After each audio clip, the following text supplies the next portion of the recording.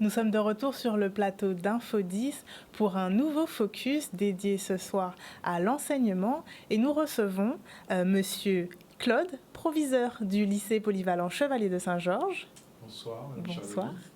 Et Monsieur Forbin, proviseur adjoint du lycée Chevalier de Saint-Georges. Bonsoir, bonsoir aux téléspectateurs. Bonsoir messieurs et merci de votre présence sur notre plateau. Donc le lycée polyvalent Chevalier de Saint-Georges est situé aux Abîmes. Est-ce que vous pouvez nous faire une présentation de ce lycée et nous dire en quelques mots, si vous le pouvez, quelle est son histoire? Très bien. Alors le lycée polyvalent Chevalier de Saint-Georges, donc on parle bien de lycée polyvalent. Donc ce qui veut dire que c'est un lycée qui comporte donc des sections générales et technologiques, mais également une partie professionnelle. Donc c'est un lycée qui accueille aujourd'hui 920 élèves, donc des élèves qui sont originaires donc de toutes les communes donc de la Guadeloupe et qui forment donc à différents métiers. Alors je vous ai dit tout à l'heure donc il y a donc une partie générale et technologique, donc nous formons au bac général et nous formons aussi au bac technologique avec deux bacs, le bac STI 2D, mais également le bac STL, donc sciences et techniques de laboratoire. Et puis donc au niveau de la filière professionnelle, de la partie professionnelle, nous formons à 4 bacs professionnels. Alors nous avons tout d'abord donc le bac professionnel maintenance nautique. Nous avons également le bac professionnel maintenance des véhicules particuliers. La filière mode et vêtements, c'est d'ailleurs donc le seul lycée public de Guadeloupe à former à ce bac, bac mode et vêtements, métier de la mode et vêtements, et également donc le bac système numérique qui s'appellera bientôt, puisqu'il y a une rénovation, qui s'appellera bientôt donc bac ciel, à savoir cybersécurité, informatique et réseau, électronique. Voilà, donc nous avons aussi dans notre lycée 3 BTS, nous formons à 3 BTS, donc le BTS ciel, cybersécurité également, donc électronique et réseau, informatique et réseau, donc avec les deux options, donc l'option A, informatique et réseau, et l'option B, électronique donc, et réseau. Et nous formons également donc, au bac CCST, c'était l'ancien BTS, pardon, CCST, c'était l'ancien BTS technico-commercial, donc conseil et commercialisation de solutions techniques. Très bien. Alors on se rend compte qu'il y a un panel de formations proposées, donc bac et post-bac. Quel est aujourd'hui le taux de réussite, si on peut dire, comment se positionne le lycée polyvalent Chevalier de Saint-Georges en termes de réussite des élèves? Très bien. Nous avons de très bons résultats aux examens. Nous formons également nos élèves de CAP. Donc nous avons des classes qui ont 2 années, qui font leurs 2 années de CAP avec nous, dans la filière mode et dans la filière nautique. Et nous avons aussi une classe de 3e prépa métier. C'est une classe de 3e qui passe le DNB professionnel, le brevet professionnel, et pour laquelle nous n'avons que de très bons résultats. Nous sommes à 100% de réussite. Pour les différentes filières bac, alors c'est un petit peu éclectique, nous avons d'excellents résultats, 95% quasiment pour les sections automobiles. Nous sommes à 87% pour la section nautique. Et nous sommes sur la filière mode sur la base de 95 aussi, 95%. Donc de très bons résultats. Globalement, la filière qui réussit le mieux, quasiment du 100%, c'est la filière système numérique, qui forme nos élèves aussi à poursuivre une poursuite d'études vers le BTS. Nos résultats en BTS sont corrects, peuvent être encore meilleurs, mais nous sommes sur la base de 70% globalement. Et nous sommes en partenariat avec des écoles d'ingénieurs, Polytech Grenoble, en métropole. Donc nous formons aussi nos jeunes à un post-bac assuré voire plus. voire plus. Voilà. Justement, il y a eu très récemment une réforme du lycée professionnel. Comment celle-ci a été acceptée et mise en place au niveau du lycée Chevalier de Saint-Georges? Oui, effectivement, donc à la rentrée de septembre 2023, donc on a mis en place cette réforme donc, du lycée professionnel. Et il y a un point en particulier qui a concerné cette réforme, c'est la mise en place de ce qu'on appelle les BDE, les bureaux des entreprises dans tous les lycées professionnels. Alors, certains disent oui, mais ça existait déjà, c'est ce qu'on appelait le bureau des stages. Alors la différence, c'est que maintenant, le bureau des entreprises dans les lycées professionnels, c'est véritablement donc l'articulation entre le monde professionnel et le lycée. Alors, quel est le rôle donc, de ce bureau des entreprises? Certes, il y a la partie donc, période de formation en milieu professionnel ou encore donc, stage. Donc, aider les élèves et les équipes éducatives donc, à la recherche donc, de lieux de stage donc, pour nos élèves. Mais il y a aussi un rôle donc, qui est beaucoup plus important. Et d'ailleurs, on nous demande de développer davantage donc, le partenariat avec les entreprises. Et c'est ce rôle-là que joue le bureau des entreprises. Permettre donc aux entreprises d'entrer donc, dans le lycée, permettre aux entreprises également de nourrir des partenariats solides donc, avec le lycée polyvalent donc, Chevalier de Saint-Georges, de manière à ce que nos élèves puissent être accompagnés par des professionnels également tout au long de leur parcours. Alors ça, c'est un aspect qui est très important donc, au niveau de la réforme donc, du lycée professionnel. Et puis la réforme du lycée professionnel, elle continue, hein, puisqu'il y a différents aspects. Alors il y a un autre aspect donc, qui a été mis en œuvre, c'est notamment la mise en place de dispositifs d'accompagnement des élèves. Alors quelquefois, donc, en lycée professionnel, il y a des élèves qui décrochent, qui ne sont plus intéressés donc, par la chose scolaire. Et cette réforme donc, nous permet de leur offrir la possibilité de trouver donc, des lieux donc, de stage, mais également donc, de mettre en place des dispositifs d'accompagnement. Donc là, il y a la possibilité, par exemple, de permettre à ces élèves de sortir donc, du lycée, de sortir donc, pendant un certain temps, d'être pris en charge par des instances locales, comme par exemple la mission locale, ou alors donc, avec le partenariat avec Pôle emploi, et ensuite donc, petit à petit d'être accompagné et de s'insérer donc, dans le monde professionnel. Après maintenant, si cette expérience n'est pas concluante, ils ont la possibilité également donc, de revenir au lycée et de poursuivre donc, leur scolarité donc, au lycée. Voilà donc en gros les principaux donc, changements, les principaux changements donc, que l'on a vus. Alors cette année, à la rentrée prochaine, à la rentrée 2024, on verra apparaître encore d'autres modifications. Par exemple, pour les élèves de terminale, alors, il y a un dispositif qui est important, qui va permettre à ces élèves, à partir du mois de mai, mi-mai, de choisir entre deux parcours. Soit donc, ils décident de s'insérer dans le monde professionnel après le baccalauréat professionnel. Et à ce moment-là, à partir du 15 mai, ils partiront en période de stage complémentaire de 6 semaines, avant donc de terminer avec les examens. Soit alors ils décident de poursuivre leurs études et à ce moment donc on aura ce qu'on va appeler donc un parcours différencié de préparation à la poursuite d'études qui va aussi commencer le 15 mai, qui va durer pendant 6 semaines. Et pendant cette période de 6 semaines, les élèves auront la possibilité d'être accompagnés, d'avoir donc du renforcement dans certaines matières, d'avoir également donc des modules de méthodologie, mais également de développement donc des compétences psychoprofessionnelles. Très bien.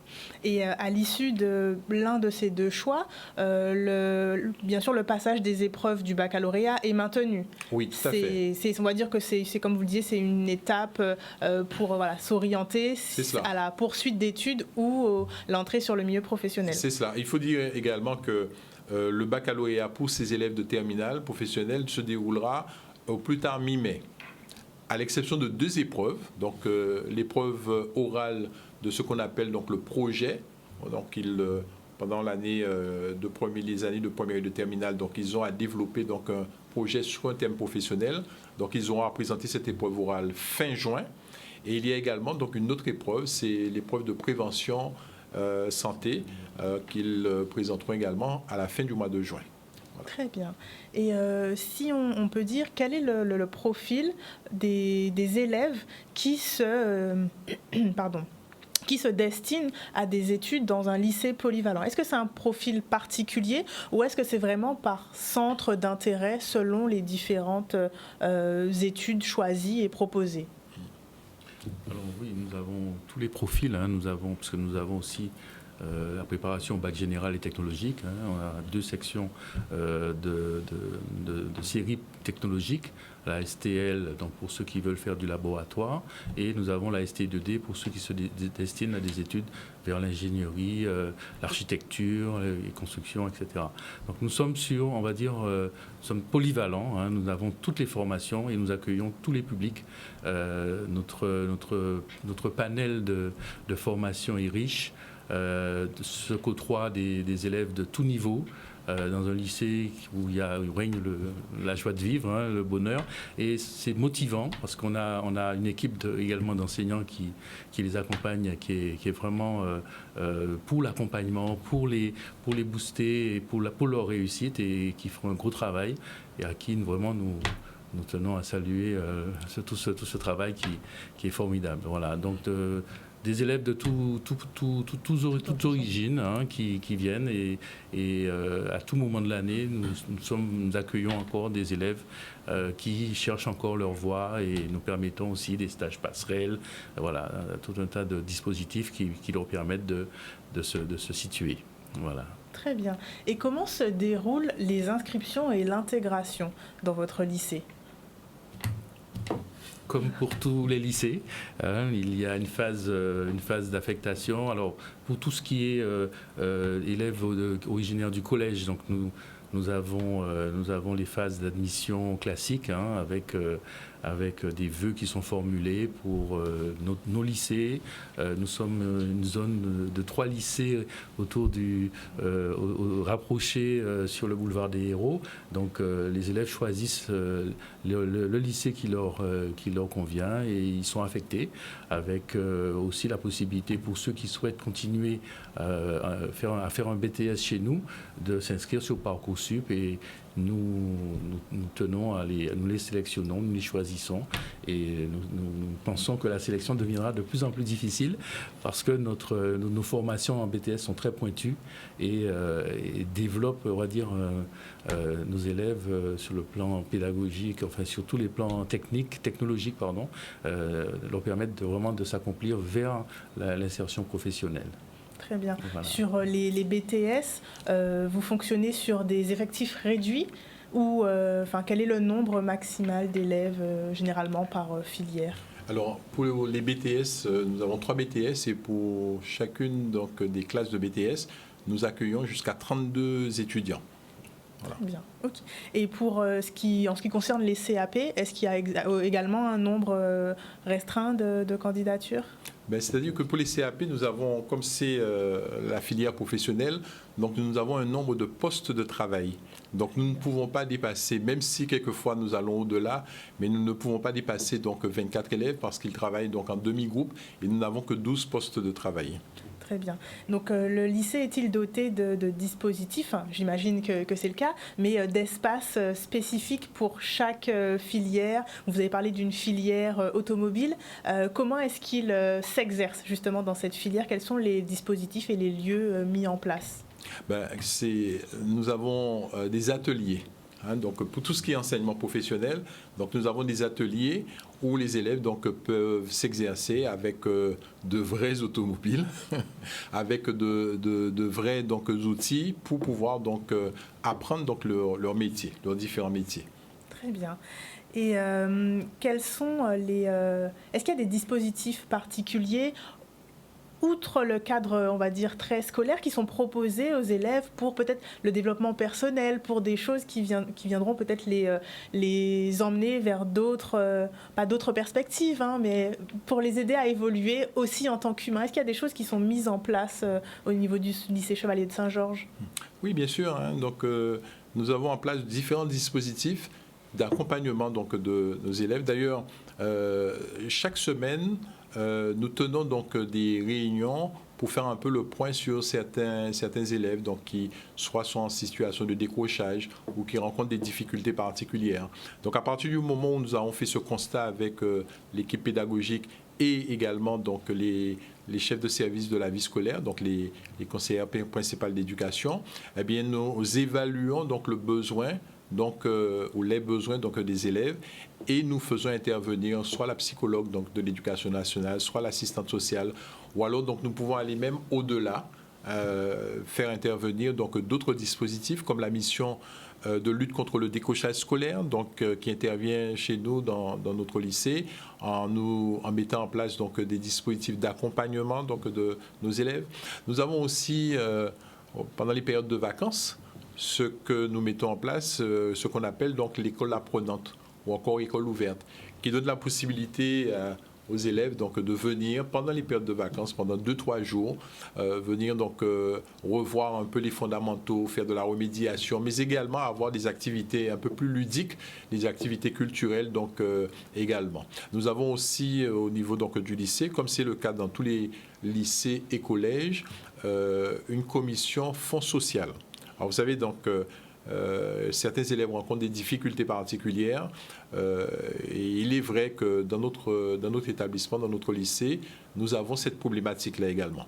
Donc lorsque c'est le cas, lorsque nous détectons ces élèves, eh bien, nous mettons en place une commission fonds social pour leur apporter donc une aide financière ou une aide matérielle, donc tout simplement. Alors par exemple, certains élèves ont des difficultés pour pouvoir, ou leurs parents ont des difficultés pour pouvoir payer le transport scolaire, ou alors pour pouvoir payer la cantine. Donc à ce moment-là, c'est le fonds social qui va intervenir. Très bien. Et pour les jeunes qui seraient intéressés pour rejoindre le lycée Chevalier de Saint-Georges, est-ce que vous proposez des journées portes ouvertes pour découvrir le métier, découvrir aussi les filières et les dispositifs, les infrastructures ? Oui, bien sûr. Nous l'avons fait très récemment avec toutes les classes de collège qui ont été invitées en fait, de la zone, parfois même d'un peu plus loin, à venir un petit peu découvrir, visiter nos ateliers, visiter nos structures, nos salles. On leur a présenté le lycée, et toutes nos filières et tout ce que nous faisons. Et ça a été, on va dire, c'est toujours porteur. Et nous avons des choix également de spécialités spécifiques. Nous sommes à la fois sur l'éducation physique, pratique culture sportive. C'est le cas quasiment avec le lycée de Basse-Terre, le seul établissement à avoir cette spécialité-là. Nous avons la spécialité sciences de l'ingénieur. Nous avons, pour les classes de première générale, nous avons aussi la NSI, numérique, sciences informatiques. Nous avons toutes les spécialités classiques, mathématiques, sciences physiques. Et nous avons la spécialité art, cinéma, audiovisuel. Donc les élèves découvrent toutes les facettes de notre lycée, en plus des filières professionnelles, en plus des filières technologiques. Donc nous sommes bien pourvus pour accueillir toutes les vocations. Et il faut préciser également que nous avons 2 sections sportives, une section sportive basket et une section sportive football. Et la section sportive football, justement, elle est très active avec 2 enseignants qui encadrent cette section sportive, M. Simonel Pierre, mais également M. Richard Albert. Donc, et beaucoup d'élèves veulent venir à Chevalier de Saint-Georges justement parce qu'ils sont de bons sportifs, de bons footballeurs et ils veulent intégrer donc la section sportive. Très bien. Et enfin, pour terminer, une dernière question. Quelles sont les perspectives d'évolution du lycée Chevalier de Saint-Georges ? De belles perspectives. Déjà, donc, le premier point, c'est que le lycée Chevalier de Saint-Georges, au même titre que le lycée voisin, donc le LGT Bainbridge, va bientôt être reconstruit, totalement. Donc, nous aurons de nouveaux bâtiments, de nouveaux ateliers. Et puis, nous développons également, nous sommes en train de travailler sur la transformation de la carte des formations. Donc, en plus des formations que nous avons déjà, nous sommes en train de réfléchir à quelle formation serait adaptée à notre public. Entre autres, dans la filière maintenance, métier de la maintenance des matériels et véhicules, nous sommes en train donc de réfléchir à l'ouverture d'un bac professionnel sur la maintenance des matériels donc d'espace vert, tronçonneuses, débroussailleuses, etc. Donc nous sommes en train de réfléchir, il y a de belles perspectives en tout cas donc d'évolution pour ce lycée. Très bien. Et nous avons aussi la cybersécurité, oui. La mention complémentaire qui est enseignée à la fois pour nos BTS et pour la mention complémentaire que nous avons eue cette année. Donc nous sommes à la pointe, on va dire, de l'informatique et tout ce qui est réseau électronique. Nous sommes à la pointe. C'est ça. Voilà. D'ailleurs, c'est le seul lycée public de Guadeloupe à former à la mention complémentaire cybersécurité. Alors, si Canal 10 à une attaque informatique. Tout à fait, on en parlait justement dans le JT, comment se protéger des cybermenaces. En tout cas, pour les jeunes qui seraient intéressés, ils peuvent effectivement se rapprocher du lycée Chevalier Saint-Georges. Eh bien, je vous remercie, messieurs. Merci beaucoup pour votre intervention et pour cette présentation. Merci à vous. Nous sommes arrivés au terme de ce focus. Je vous remercie de votre fidélité et le JT revient demain à 18h30. Excellente soirée sur Canal 10. Merci à vous. Nous sommes de retour sur ce focus, comme nous le disions, dédié à l'enseignement. Et nous recevons ce soir Monsieur Simon Vainqueur, président de la Chambre des métiers de l'artisanat. Bonsoir. Bonsoir Canal 10. Madame Monsigny, toutes mes excuses. Vous êtes donc responsable du pôle apprentissage. Bonsoir. Du CMA. Bonsoir à vous. Et monsieur, excusez-moi, je vais vous demander s'il vous plaît de vous présenter à nos très chers téléspectateurs. Monsieur Pierrot Jean-Luc, directeur de la formation et du CFA de la Chambre des métiers. Je vous remercie. Merci d'être présent sur notre plateau. Vous êtes donc présent pour parler de la semaine de l'apprentissage dans l'artisanat qui se déroule donc du 26 janvier au 4 février 2024. Est-ce que vous pouvez nous dire en quelques mots quel est le programme de cette semaine ? Alors, je vais juste rectifier, c'est du 26 janvier au 2 février. 2 février, très bien. Donc, au cours de cette semaine, c'est une semaine d'information et d'immersion pour la découverte des métiers de l'artisanat. C'est aussi pour permettre de casser des préjugés par rapport à l'apprentissage. Donc, ce faisant, nous faisons des actions. Et nous avons 2 journées découvertes des métiers qui se feront, donc il y en aura 2 puisqu'on est implanté sur 2 sites. Une le mardi 30 janvier de 9h à 16h sur notre site de Desmarais à Bastia. Donc ça s'articulera par des visites sur des plateaux techniques, des démonstrations, des dégustations, bien entendu des informations sur l'apprentissage. Très bien. Alors, sur le site de Basse-Terre, nous avons les métiers de service, tels que le commerce, la coiffure, l'esthétique, et les métiers de bouche, donc la boucherie, la cuisine, la pâtisserie, la boulangerie, et la restauration et le commerce. Alors, il me paraît que M. Pierrot me disait ce midi qu'il y a des métiers qui se font réaliser, qui vont justement être présentés lors de cette journée de porte ouverte. Sur les journées, de toute façon, sur le programme, je vais vous reprendre un petit peu le programme de la manifestation. Nous commençons d'abord lundi 29, par une remise de prix avec l'UNEC, le syndicat professionnel des coiffeurs, où on va remettre des prix à un concours où nos apprentis ont participé. Ça, c'est la première étape. Ensuite, il y aura deux journées découvertes des métiers, mais pour bien faire comprendre à la population que nous sommes un seul CFA, avec 2 sites de formation. Donc, il y aura, Madame Monsigny a parlé des métiers qu'il y avait sur le site de Desmarais, mais sous le réseau, nous avons les métiers du bâtiment et les métiers de l'automobile. Et ils seront présents aussi sur le site de Desmarais. Et les métiers de l'alimentation seront aussi présents sur la journée porte ouverte du site du réseau. Mais quand on parle, on est là pour accueillir tout le public, toutes les personnes qui veulent se former aujourd'hui en apprentissage ou en formation continue. Très bien. C'est vrai que l'apprentissage dans les métiers de l'artisanat, on en parle encore peu. Et mis à part ces événements, ces manifestations qui auront lieu, il y a également très récemment des jeunes qui sont partis en France pour le salon Sagasdom. Qu'est-ce qu'ils sont partis faire là-bas, justement? Alors, nous avons 2 délégations qui sont aujourd'hui dans l'Hexagone.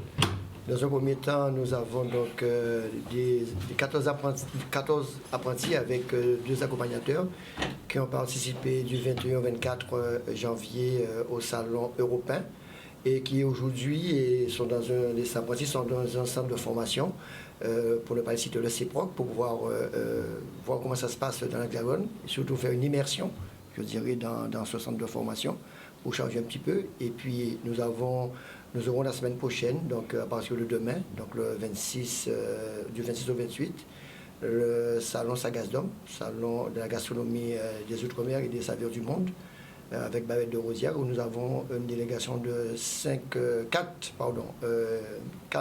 artisans des métiers de bouche, qui sont partis, puis 5 apprentis qui participent au concours au trophée Babel de Rosière. Donc avec deux chefs qui les accompagnent, dont j'oublie le nom, mais enfin bon, nous essayons en tout cas d'être représentés sur l'Hexagone et de montrer un petit peu notre savoir-faire avec nos apprentis, puisqu'ils vont participer à ce concours et ça leur permettra de s'initier déjà au concours et pour pouvoir montrer le savoir-faire guadeloupéen avec nos produits locaux, puisque ce sont partis avec nos produits. Très bien. Et en quoi est-ce important justement de permettre à ces jeunes de pouvoir aller donc, en Hexagone pour représenter la richesse de la Guadeloupe? Qu'est-ce que ces jeunes représentent aussi pour nous? Il y a deux raisons. La première raison, c'est de montrer notre savoir-faire, montrer la valeur de notre formation, montrer que la formation en apprentissage, et notamment notre CFA, c'est une formation par l'excellence. Et aussi les faire découvrir autre chose. Parce qu'aujourd'hui, il faut que les jeunes, qu'ils apprennent un métier artisanal, et beaucoup d'entre eux, quand ils apprennent un métier artisanal, la priorité, ce qu'il faut qu'ils comprennent, c'est la passion. Et lorsqu'on exerce généralement un métier artisanal, on a une passion pour un métier, et c'est ce qui permet de progresser. Et aujourd'hui, c'est vrai que le but, notamment du CFA, dans notre cadre de notre formation, c'est d'apprendre les jeunes à se confronter à autrui et aussi à participer à des concours. Et c'est pour ça aussi que dans la journée porte ouverte, il y aura des démonstrations avec des chefs d'entreprise qui vont venir montrer leur savoir-faire pour pouvoir échanger avec des apprentis. Alors, je voulais rajouter aussi que le 7 et le 8 février, nous avons deux belles manifestations aussi, qui est déjà dans un premier temps le Salon du bâtiment, avec la Fédération du bâtiment, nous sommes partenaires. Et puis, M. Pierrot, nous avons quand même au Palais des Sports du Gosier. Le Salon de l'orientation de la formation des métiers. Voilà, où le CFA de la Chambre de métiers sera aussi à l'honneur parce que nous allons avoir des stands où nos apprentis et nos professeurs mettront en valeur ce qu'ils savent faire.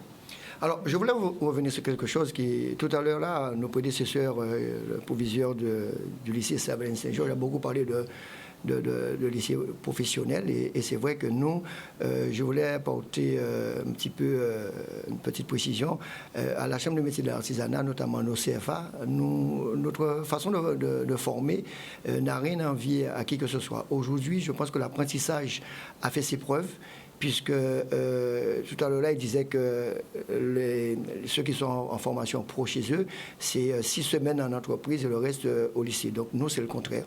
Donc nous avons 40 dans l'année, donc 40 semaines donc, dans l'entreprise et 12 semaines, 16 semaines je crois. 12 semaines. 12 semaines, c'est ça, c'est bien ça. 12 semaines dans le centre. Donc ça veut dire qu'il n'y a pas d'autre méthode pour pouvoir apprendre le métier parce que vous avez affaire à des professionnels. Hein.